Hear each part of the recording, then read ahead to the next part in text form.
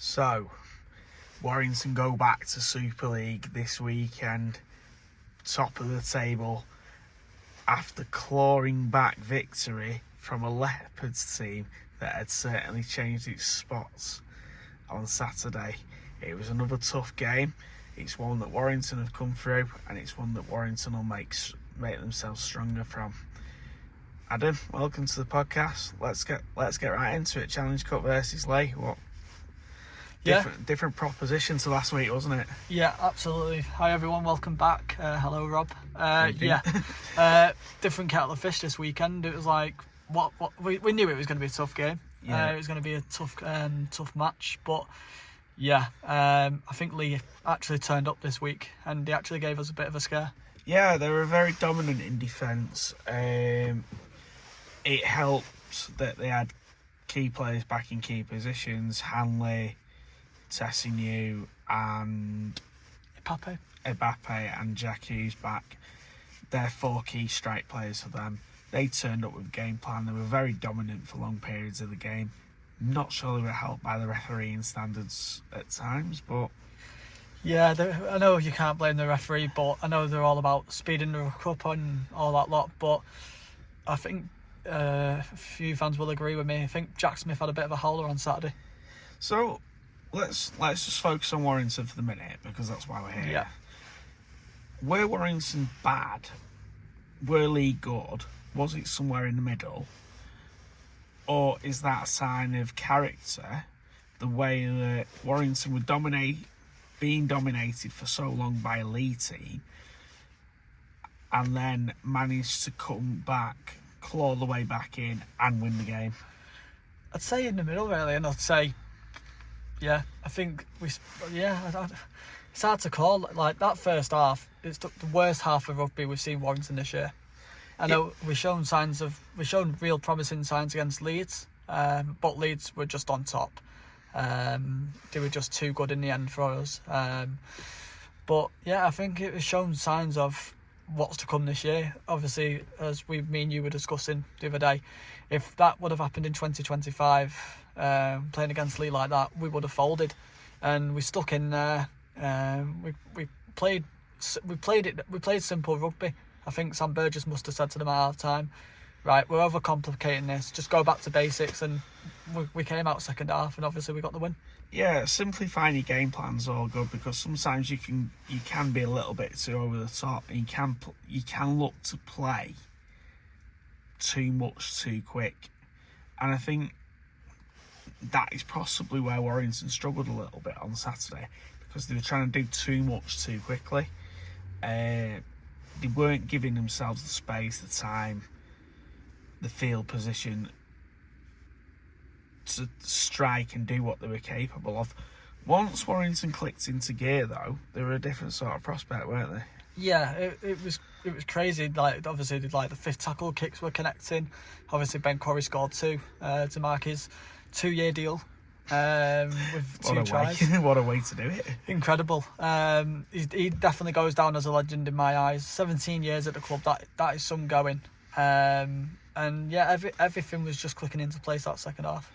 Yeah, I thought Warrington were better second half. They were more focused. They were more on point. The tries they scored weren't easy tries to score either. I mean, I watched the highlights back last night while I was waiting at Pancake for everybody to go, and that ball that hit Toby King, that was a superb ball by George Williams. Yeah, did it miss out like two players or something? Yeah. And I think the miss out pass was intended for Ashton originally, but Toby King caught it, could have passed it, and took it on himself. And in times like that, this is where Mark Sneed becomes invaluable, because he's just so cool. He's just so collected with the boot. He's unreal, isn't he? Yeah, as I've said before, I've said like to my dad, I've said on the podcast before, Mark Sneed will win you games with his boot, and like as I said, that's why I feel like we should have played him against Leeds. It's a big pitch. Obviously, I know Erwin obviously has got to have experience, but obviously we can't go back in time and say, oh, if Sneed would have played, we would have won the game. We can't go back now, but yeah, Sneed yet again proving why he's a top class quality player. Was that Leigh game a real test of Warrington's character? And does that Leigh game show that Warrington, yes, they've got some improvement. I think Sam Burgess alluded to it. But also, it shows what they can do when they're put under pressure. They don't panic. Yeah. There's no panic anymore. You're not seeing the likes of Williams and Sneed trying to force plays, trying to score tries on every set. You're not seeing Danny Walker absolutely trying to hammer people at dummy half. It's more controlled, it's more measured. Yeah. And they're taking their opportunities when they can get them. And I think that's got to be the sign that this team's progressing really well. Yeah. And they're keeping it together. They're not doing as many. I know they give penalties away on Saturday, but they're not giving as many stupid penalties, because last year was a complete mess. The fact that they were giving these stupid penalties that didn't need to be given. And it's all these extra seconds, then you're lying in the ruck. Yeah. Not clearing the ruck speed. It's that sort of thing all the time that marches people upfield. Josh Fulis was sin-binned for a professional foul because he threw the ball away, but that's by the by, isn't it? Yeah, it's a bit of a silly one, but obviously we can't. Like Sam Burgess said, if he wanted his honest opinion, he'd get in trouble. But you know what it is. It's like you did do that. You can't be doing that to slow the game down. And like Sam Burgess said, we actually performed probably better with him off. Well, I said to Barbara, the lady I sit next to, and she's messaged in a couple of times with different comments. Hi, Barbara. Hi, Barbara. Warrington actually managed that period where Fulis was in the sin bin really well. Yeah. They didn't get... I mean, yes, the try came from Lachlan Lamb where they hit that side that Fulis would have been. But Warrington, again, they just didn't panic about it. Yeah. There was a measured control about it. I mean, if anyone's got any comments and anyone can see it, because we all look at things differently. I look at things differently. Adam looks at things differently. Drop us a comment in the thing. Let us know your thoughts, and let us know where you think Warrington are as a team and who stood out for you. Liam Byrne again for me. I mean, he made a couple of errors, but yeah, I was getting a bit frustrated. Obviously, there was a dropout, I think, and he caught the ball on the full, ran it in, knocked on, and I was like, I was frustrated, but it doesn't really matter anymore, does it?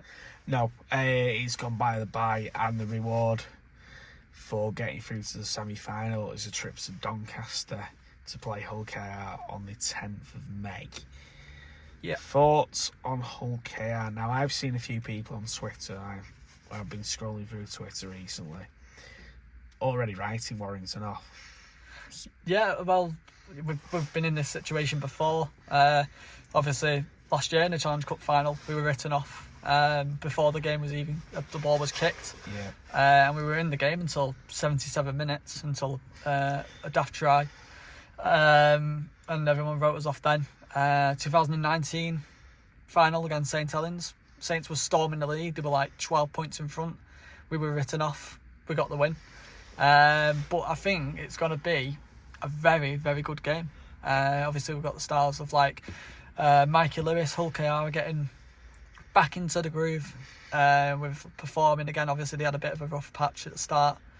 But I think it's going to be another tough, tense battle. Yeah, it's going to be an intense battle. It's going to come down to fine margins, and this is where you need your Mark Sneed. This is where you need... Yeah, I was just about to say, sorry to interrupt, I was going to say, I was watching a live stream last night of somebody playing this rugby game on TikTok, and he said, we need everyone to perform and stuff, and I said, yeah, and I said, Mark Sneed needs to take a step back from last year and not take the two on every occasion, but take the two when necessary. No. Obviously, because we would have won that if if we would have gone for a drop goal and a penalty. As you've said many a times, Tony Smith used to say it. If in doubt, just take the two. Yeah, and Tony Smith was always a great believer in, if you're down at that end, either take the points or get the ball back. Yeah. And Tony Smith was a great believer in that sort of thing. I think Mark Sneed will have learned from his mistakes a bit. From the Challenge Cup final last year. Yeah. You don't make those same mistakes twice. I don't think it's as cut and dried as Hull KR fans are making it out to be. No. If they think that Warrington are going to be easy, Warrington are not top of the table for nothing. You don't get to the top of the table. No, like I said to you the other night, like, you look at the top of the table and you think, how have they got there? But like, we look good this year. We look different. We look composed. We just, like you've been saying there, we don't look like pressure's getting to us at all. And obviously Hull KR is going to be a massive test, but that is if we win that, I can see us going all the way. Yeah, I can see us winning it if we get there. We've got to take the chances when we get them, and we've got to stay and play how we've played. I mean, the team look genuinely like a team. They're all gelling together. I saw something from George Williams the other day. He said it's great coming to training because they can have a laugh. They're quite close, but they're getting the work done and they're getting through things and they're trying things. And that is starting to build into fruition, and it's starting to... You're starting to see that in how Warrington are playing. I mean, we'll come on to Catalan in a bit because they're in a bit of disarray, but they're always a tough test at home, aren't they? But the venue, the Eco Power Stadium in Doncaster, it's like right in the middle of an industrial estate. 2.5. I put it into Google Maps last night, and it's about 2 hours and 5 minutes. Yeah, not many fans are happy with it, are they? They were saying it's like, it's basically a home game for Hull, but it's not. I know obviously it's a bit closer to Hull. They probably accommodated them in somewhat because they are the holders. Yeah.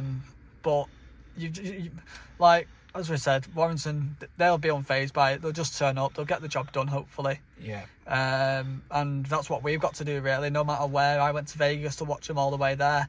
I've been to Wembley when we've lost. I've been to grand finals when we've lost.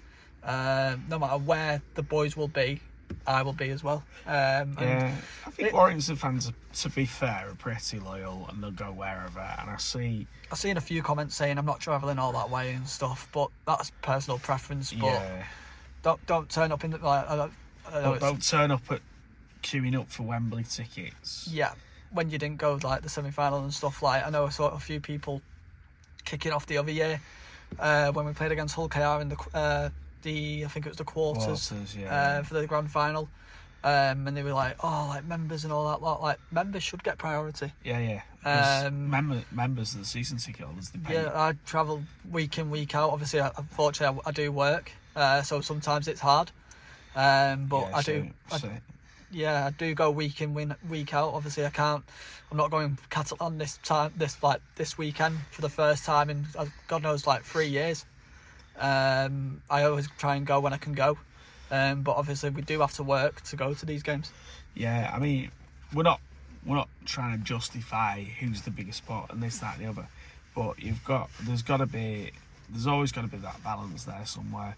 And the Wolves, they've not announced as yet, but they are going to be doing heavily discounted coach travel for it. So they're paying 75% of the total cost.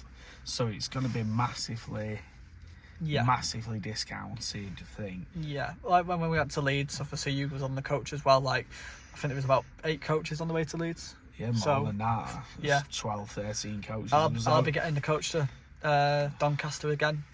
Just obviously it's cost of living crisis as well. Obviously the cost of petrol at the minute, sky roof. Oh yeah, it's ridiculous. You've got to save money where you can, and I've got a busy month that month, so I'll be trying to save money as I can. But yeah, I'll be there in Doncaster. Yeah, it's going to be an interesting game. And Warrington fans, they've travelled further. They travelled to Hull. They travelled to London. They'll be there in numbers. As soon as those tickets go on sale tomorrow, there'll be a decent following from Warrington. There needs to be a decent following from Warrington because Hull Care will take 5, 6, 7,000. Warrington needs to match that and more, because the support that the fans give the players, they feed off that. They feed off the energy. They feed off the actual Noise. positivity. They feed off the noise.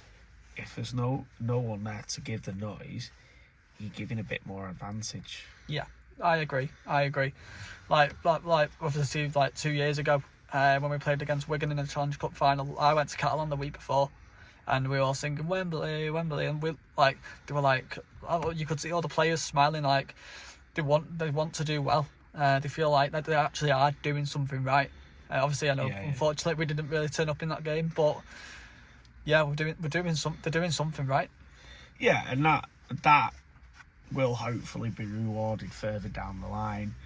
I would love nothing more than to see them with the Challenge Cup again. I think it's a great competition.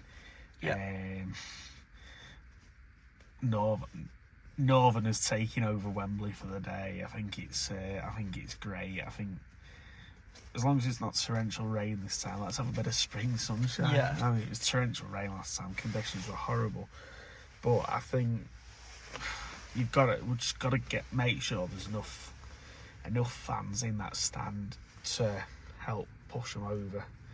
Yeah. And if you weren't thinking about going, go. do it if you can do it. Yeah. Go and have these experiences with the team, and that's what it's all about. That's what memories are made of. It's also how friendships are built as well. Yeah. But yeah, I mean, there's nothing better. I've worked a few pre-match ones, semi-finals, and it's great. I've walked into the stadium at 10 o'clock in the morning because we start doing all that sort of stuff. Empty stadium, really peaceful, and then the atmosphere just builds and builds and builds, and I think you need that atmosphere, and it's great because it's like you can bottle that atmosphere. Yeah. You could bottle the atmosphere and sell it. You could sell it on to people. Yeah, I agree. Obviously, Saints and Wigan, they've got a bit of an easy road, haven't they, going at Warrington? I think, to be fair, Warrington's 9 miles from Wigan, 9 miles from Saints, 18 miles difference. It's not the worst place in the world for them to have it. Yeah. Although I have seen Wigan and Saints fans complaining it's not big enough. It is. But based on past experiences, you're not going to get 25,000-26,000 for Challenge Cup semi-final, because what people do, they tend to, is just hold off, save the money in case they're going to Wembley. Yeah. You're not going to get 25,000 because you've got to pay separately for it. It's not included in your season ticket, so it's that.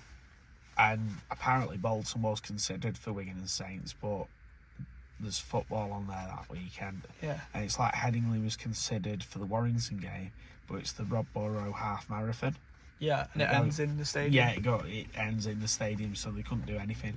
I also noticed it's Wakefield and York were considered as well as semi-final. Yeah, so a bit of inside knowledge from myself, obviously working at Salford. I spoke to a woman there and she said, can you let me know at half time who gets who? And if Warrington were to draw Wakefield, if Wakefield did beat Wigan, it was actually going to be at the COAC. I don't even know what it's pronounced as now. But it was going to be at Salford if we did play Wakefield in the semi-final. Yeah, so that's the semi-final. So we've got that to build up to in 3 weeks. We've got plenty of Super League action to keep us entertained till the Challenge Cup. What the Wolves can't do is focus too much on the Challenge Cup semi-final. But I don't think Sam Burgess will, because every press conference he says, "I'll just take it week to week." So they're going to the next game. Next game will be Catalan. So during the Challenge Cup semi-final of Wakefield and Wigan, quarter-final, semi-final. I'm well ahead of myself here. Yeah. 2 players have copped bans from Wigan: Sam Maltus and Harry Smith have both picked up 3 match bans respectively.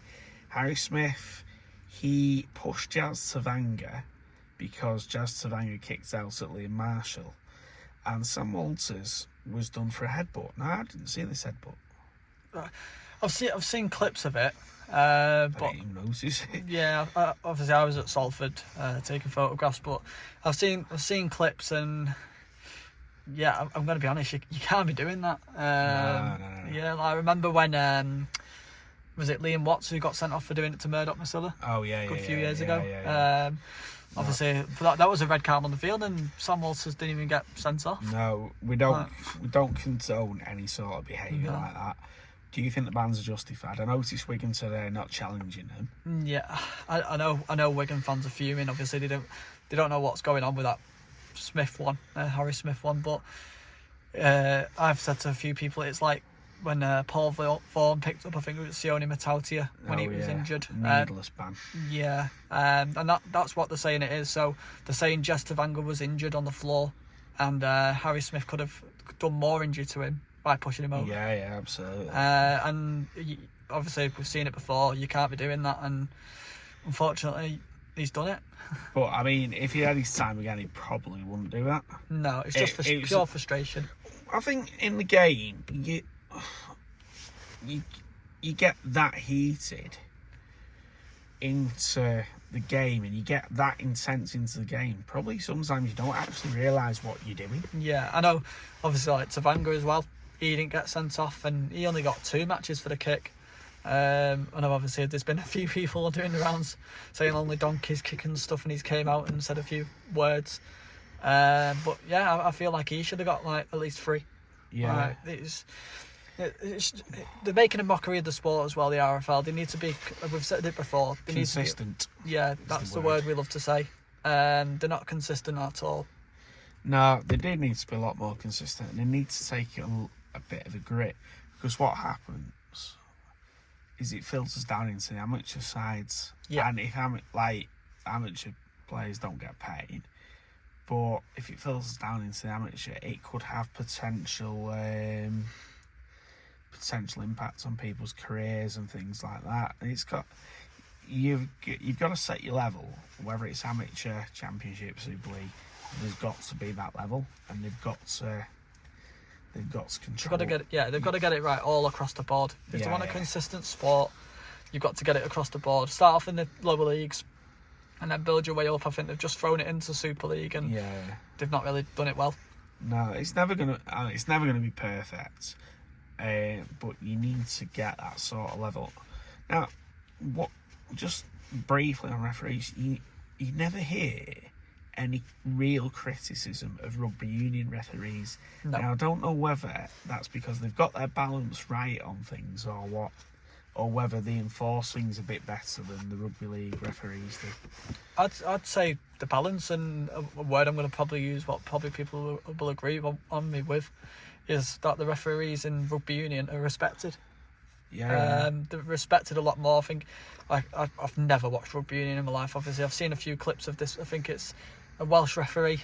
He's quite famous. I can't think of his name. Nigel Owens. Yeah, he is very respected, and unfortunately, I don't think any Super League player has respect for the referee. Obviously, you can say yes, sir. What? How long's left, sir? All that, sir. Yeah. But I don't think any Super League player respects the ref. No, well, I don't know. I think they do, but again, in the heat at the moment, they're going around the referee, and it seems to be a thing where they kind of get around the referees. And yeah, they need to do it like they do in football, where only the captain can go up. Yeah. Although I do think Liam Moore was very controlled on Sunday, and he controlled the game really well. Yeah. Some of the players ran giving him a bit of back chat, and he did control it really well, to be fair. But that's up to the clubs as well to buy into what the referees are telling him. Yeah. And that's up to the club captains. And in the heat of the game, you're never going to get everything out. You're going to get some things out, but in the heat of the game, your head will just snap because you're in a different place. Yeah. And I think that's that's where you see a lot of needless penalties, because people's heads just go, and that's in the moment of the game. You get caught in that moment. We all get caught in a moment. Yeah. Even in human life, your mindset can change within seconds. Something can just touch it, and it's like lighting a blue touch paper. We all do it. I do it. You do it. Yeah. Everybody does it. It's getting that right. And when you're playing a high intensity game, it's always going to happen like that as well. It is. You're always going to miss tiny tackles, that sort of thing. So, Super League is back this week. Now, Warrington are currently top of the table. Now, I just wanted to have a quick look and a quick flick through the fixtures. Yeah. To show where each team are going for the next, I'm going to say 2 weeks. I'm going to go up to the 2nd of May because we've only got 2 weeks of April left, weirdly enough. So flying through the year. We are flying through the year. We're flying through everything. So I'm going to start with Wigan. Just going to give you a little bit of comparison. So this week, they play at Castleford on Sunday afternoon at 3 o'clock. Yep. Next week, they go to some team called Warrington at the Halliwell Jones. Don't know who they are. 24th. Also, the reserves are playing the day after at 12 o'clock at Victoria Park against Wigan. I'll get yourself down. Unfortunately, I'm missing that, but I would have loved to go and see that. Have a double Warrington-Wigan weekend. And then 2nd of May, they play Bradford at Wigan. So, Wigan have actually got quite a nice...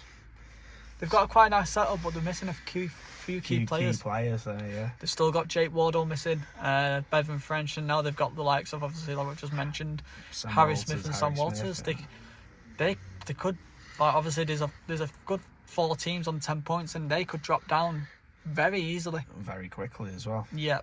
So Leeds, they play on Friday night against Huddersfield at Huddersfield. Now Huddersfield are getting a bit resurgent. Yeah, this is what I was going to bring up. Obviously, not this week, the week after, before the semi-final. We play Huddersfield the week before the semi. Do you put a weakened team out? Do you put strong? No, you go strong. You stay consistent. That's the answer. That's my opinion. Whether Sam chooses to just rotate a few players, I was going to say maybe play like Jake Fulis, maybe get him back. Yeah, get Irwin playing. You might see Irwin in. You might see Sneed sitting down. You might see Leon Hayes recalled. Yeah. You might see a largely younger team. Yeah. But there will be a smattering of first team players. Yeah. But we'll see. Yeah. I mean that's all for. I mean that could change again because might have a couple more injuries. Yeah. We've also got Toff Sipley coming back this week supposedly. Yeah. So Leeds is April. Huddersfield this week. Catalan the week after at Leeds. Yeah. And then on the 1st of May they play Wakefield at Leeds. Got a bit of a tough run in. Yeah, there's some tough fixtures there. They have got some real... Because what I'm just trying to demonstrate is Warrington top at the moment, but how this table can ebb and flow in the next 2 to 3 weeks and how it could change and how there's potential results. Or Warrington could keep building momentum and stay top of the table. Yeah. We have got quite a high points difference as well, so that always goes in your favour. So Saints, Thursday night they travel to Hull FC. Now, who puts Northwest team on a Thursday night in the middle of Hull? Stupid. Absolutely stupid. If you want stadiums to be full, let's have closer ties on a Thursday night. I mean, I get Sky pick the broadcast or whatever based on the competitiveness, but that doesn't help fans of Saints who want to go to the game, who won't be able to, who've got kids or whatever, working the next day. Yeah. I mean, that could be potentially tough. I mean, we'll come on to John Cartwright and the whole soap opera that is Hull FC at the moment. So, Saints next week will play Wakefield on the 25th at Saints. And then on the 1st of May, they play York. So they've got back-to-back home games. Yeah, Wakefield are a tough... Obviously, we've seen it on Sunday. Wakefield are a tough team. And York, I've got their injuries. But, yeah, I don't know. Bit of an hard one. Yeah, I mean, Saints have got a lot of injuries at the moment as well. Yeah. they're games that could go potentially either way. Yeah. It's going to depend on injuries and how teams are playing that week. Yeah. Hull KR, it's April, so this week they fly to Toulouse. So they're playing Toulouse on the 17th. The week after, they travel to Odsal, to Bradford. Okay.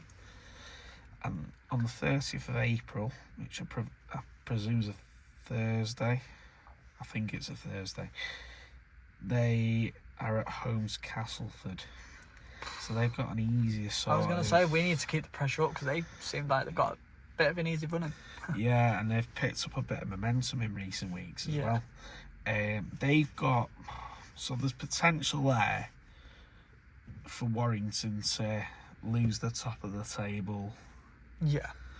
But if Warrington continue to play as they do, there's no reason why we can't stay top. No. And we're a game behind everyone else as well. Yeah. And actually, interestingly, that Hull KR game, which will probably be played midweek at some point, could have a real bearing on who's going to finish top of Super League. Could do. I was thinking to myself, what? Imagine if they put the semi-finals like the Super League game as well, but they can't do that. But No, you can't. that'd be a real taste. Like, that'd be Oh. really good. Yeah. But no, you can't do that. No, you can't really do that. I mean, last one I'm looking at is Catalan. So Catalan have Warrington on Saturday, obviously. They go to Leeds the week after, and then they play Leigh at Catalan on the 2nd of May. Bit of a hard running. Yeah, so Obviously with the departure of Joel Tompkins as well. Yeah. Bit of a slow news day. Super League put out this afternoon saying he's departed, but yeah, he left last week and it's a bit of a hard one. Obviously, don't know what's gone on there. Obviously, people are saying it's personal issues, some other things, but yeah, I think that 3-week period could make or break Catalan. Yeah, absolutely. I mean, Catalans are in a little bit of disarray at the moment. They're coachless. There's potentially 5 teams that are going to be coachless. Yeah, so you've got Hull KR, Hull FC, Catalan, And Leeds, potentially. Leeds, Huddersfield. Huddersfield 6, maybe. Yeah. So, talking of coaches, John Cartwright has announced that he's stepping back as coach at the end of the year. Now, it seems to be a bit of a soap opera, and we don't know the ins and outs of this, but he's come out in his recent press conference. He says he feels betrayed, and he was also told by email that his services were no longer. Yeah, I've seen obviously as well his daughter saying like he was told like you're going, and he was like, oh, that's a bit of a shock. Like he didn't see to do anything wrong, but yeah, it's not very well. Like I'm going to use the word, it's not very professional from Hull FC there. It's not brilliant. I mean, then there was rumours that Nathan Cleary's coming over for £1 million a year. Yeah. That doesn't seem to be I was going to say, I either. was just about to say that's been put to bed. There was a statement saying, I think he got interviewed the other day or something. Something was about anyway, and he said no one's approached me from the Super League. So that's the rumour put to bed, I think. Yeah, it just seems to be a bit of a soap opera going on at Hull FC, and Hull FC are they're really well marketed as a team, and they are quite a big brand. But this sort of thing seems to be a bit of a mess at the moment. Yeah. Now, this seems to be a repeat of when Adam Pearson was in charge and he fired Lee Radford live on air on telly. Against us.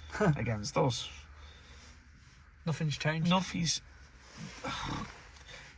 What Hull, I think, need to do, they need to strip things back a little bit.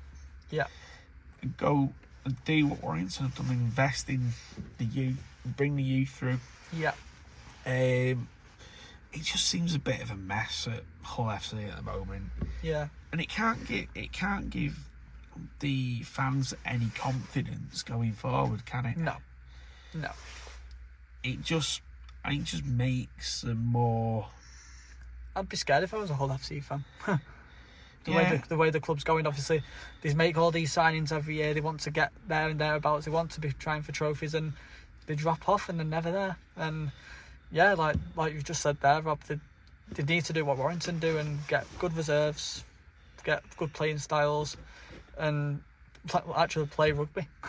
Yeah, I mean, their injuries haven't helped them, and I get No. that, but I don't think this sort of this thing that's going on all the time in the background It's helping the helps. players. But it doesn't help morale, and it doesn't give you any sense of stability. All it gives you really is no balance. There's no real balance to where they're coming from, is there? I'm sure the owners have got a plan, but it doesn't seem to have been affected very well, and it doesn't look good if you're trying to attract a coach When you're doing stupid and stuff like that. the owners are coming up with that sort of Yeah. thing, and it doesn't give you a good solid foundation for them to go to a coach and say, do you want to come and coach all SA? And the coach will turn around and go, not really, because of what you did to the last coach. Yeah, So, yeah. again, it's about getting the balance. I mean, we don't see it week to week, day to day, but something there needs to change for them to, I don't know, to just to bring themselves up to where they need to be. Yeah. And find that consistency and find that level. Maybe Scott Taylor will go there from Gould. Don't know. Well, you never know. Because I know he's contracted at Gould, but they always... Well, I don't know. Don't know what's going on. We'll see. So Warrington play Catalan this weekend. Joel Tompkins has left his position as head coach. Is that going to have a negative or a positive impact on the Catalan Dragons, or are Warrington going to go there? It's going to be a nice, easy day In the office. in the office. I mean, don't get me wrong, there's no easy games in Super League. No. But is it going to be easier because there's no consistency within the Catalan team and there's nobody guiding? I don't know. It's a bit of an eye on that. Obviously, we saw when Catalan played Toulouse in Rivals round, and then the week after, obviously this week they played Saints and they got a hammering. It's hard, but it's always tough at Catalan, as we know. Yeah. It's always tough at Catalan. It's like Warrington of old. You never knew at one time what team were going to turn up. No. They used to be called the Jekyll and Hyde of Super League. Maybe Catalan have got that. I mean, Catalan can't be that bad because they're fifth in Super League at the moment. Yeah, I saw a comment on, I do like TikTok videos, and someone commented on mine saying, because I did a video last week of Joel Tompkins leaving his position, and so I think it was a kid, to be fair. They said, yeah, because they're rubbish, and I said, well, not necessarily. The 2 points behind the top, they were in a quarter final of a Challenge Cup. Like, they can't be doing that much wrong. Like, no, I mean, there's probably just elements of their performances that they just need to tighten up on. I saw something as well the other day that Catalan have had to really tighten their playing budget more and more because they're paying for the other Super League teams to come over. never knew that. Yeah, which is absolutely backwards. That only in rugby league could you have Catalans and Toulouse being forced To fund other clubs. to fund other clubs' travel across. It doesn't. I don't think it happens the other way around either. I don't think the Super League team pick up the travel costs. I just think that's baffling. I don't know the house ones. It's just that is something I saw the other day. Yeah. They've got a tighter playing budget because they're having to pick up these extra costs and incur these extra costs now to bring different Super League teams over, which is, I don't know. Yeah. Do you think Warrington are going to be worried about Catalan, or are they just going to take it as another game? Bit of both, really. Obviously, like we've just said, Catalan are a tough team. It's always tough going there. But like we're seeing on Saturday, we were behind. We thought we won. We played well. We've got to keep them at bay, and I think we'll get the job done. Yeah, we've got to keep the momentum up there. We'll get scores off in a second, and I've got a couple of questions for you that I thought about. See whether you can give some answers. My first one is, do Warrington have what it takes to stay top of the table? Yeah. Do you want an explanation? I'd love an explanation, Adam. Don't leave me hanging on a cliffhanger. Yeah, I do think they have the momentum to keep there. Obviously, like we keep saying, that Leigh game last year, we would have folded if that was Warrington. And we kept at bay. We kept calm. We didn't look nervous at all whenever they were conceded or something. We actually talked in a huddle. We communicated and we actually went back to basics, and that's what you need to do. And I feel like we've changed. Yeah, there's plenty of positives there, and there's not as many negatives. Warrington look very easy on the eye at the moment. They're playing some decent rugby. They're getting stuck in when they need to, and they're managing the game better. And I think that's the key to it, is game management. I think where Catalans are concerned this weekend, Catalans will be there or thereabouts for 20 to 25 minutes. But I think if Warrington get any ball in hand, Yeah. Warrington will start doing damage. And if the weather is pretty decent, they'll start shifting that ball about and they'll play fast hands rugby and they'll put Catalan under pressure. And I think Sneed's kicking game and Williams' assists are going to come into play more and more during that game. Yeah. As long as they're allowed to generate quick ruck speed, and they've got to get on top of the French fans as well, because they're quite passionate, aren't they? Yeah, they are. They're very passionate. So, I mean, if Warrington can do that, they're going to show that they've got the potential to stay top of the table. Is that what we're saying? Yeah, pretty much. And like I say, it's going to depend on other Super League clubs' fixtures and whether they win, lose, this, that and the other. Because you're always going to lose daft games. No one's got an entitlement to win every game. My next question for you: are Warrington handling things better than last year? And now you've touched on this briefly. Yeah. Is that it? You're just going to give me Yeah. That's it. That's it. Yeah, like I mentioned the last question, like we would have folded last year against Leigh. If we played that Leigh side last year, the heads would have gone to the players. We would have been given more penalties, and it probably would have been a bit of a bigger scoreline to Leigh. But we can, like I keep saying, we composed ourselves, and we actually played good rugby in the end, and we got the job done. Yeah, there's definitely, they're handling pressure a lot better now. They're also knowing how each other works. Yeah. And they seem to be decent enough with each other to be able to say, yeah, you're here, you're here, you're here. Yeah. And they know what they're doing. I mean, the one thing I would change, but there's obviously a reason, and they did it with Duffy last year, fourth tackle play. Taylor Ray this year, it was Duffy last year. Fourth tackle play, you know they're gonna give it to Taylor Ray or Duffy. Change that play a little bit. Yeah. Only because it even got picked up on the Skycoms last year that Duffy would get the ball fourth tackle. I think it was Terry O'Connor said during one of the Sky games last year, he said, fourth tackle, you're going to give it to Duffy. It gets a bit predictable. Yeah. I mean, I did see on Saturday the likes of Ashton, Toby King, Josh Fulis, Albert Hopoate just coming in and taking the first couple of drives instead of the props, and I thought that's a little bit different. So I think they're trying to mix it up, and I think sometimes it's a good idea, like the likes of Ashton take it up just to give the forwards a little bit of a breather, really. Yeah, I agree. So, score predictions. Go on, I'll let you go first. I think Catalan are going to be a little bit more competitive, but I still don't think they're great. I don't think they've connected as well. Yeah. Warrington have connected really well. I don't think they're due an off day this week, he says. I'll probably jinx them now, but... Commentator's curse. Yeah. If we lose this week, please come back to me and just shout at me. It's fine. I can take it. Warrington are going to be in the compose. They're in the focus. They're not... I'm hoping they're mature enough not to get drawn into anything stupid. I'm going to go 32-12.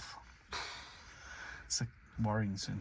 I think they're going to go over with a little bit of intent, and if it's nice and warm, ball's going to start moving. Going to see Ashton and Fewless get some tries, and Hopperwarty really stepping up to play. Yeah, very close to my prediction. I was going to go 28-18 to Warrington. 28-18. Yeah. Do you want to justify that? Yeah, like you just said, I think they might give us a game the first 25 minutes, and then obviously if it's like hot weather and we start getting on top of them, I think the balls are going to start flowing everywhere, and we'll just get on top of them and just. They're struggling with injuries as well, aren't they, at the moment? Yeah, as well. they are. So they've not got the consistency within the squad. No. So I think if Warrington can stay and do what they can do, I can't see anything but a Warrington win. And I think Warrington will step up and they will be counted. And it helps with having that consistency all through your squad, doesn't it? So I think, I'm going to stick with 32-12. Yeah, I'll stick with 28-18. Yeah. But yeah. Okay.